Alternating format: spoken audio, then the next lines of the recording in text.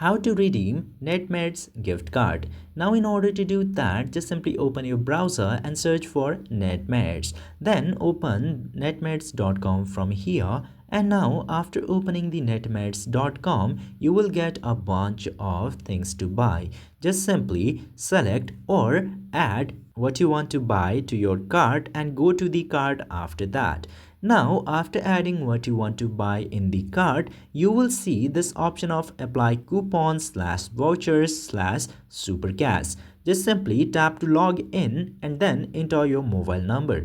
Then after entering your mobile number, tap to get OTP, and after that you will be logged in the netmeds.com and you can apply the gift cards or the vouchers that you have from this page directly. This way you can very easily redeem Netmeds gift card. I hope this video was helpful to you. If yes, don't forget to hit that subscribe button.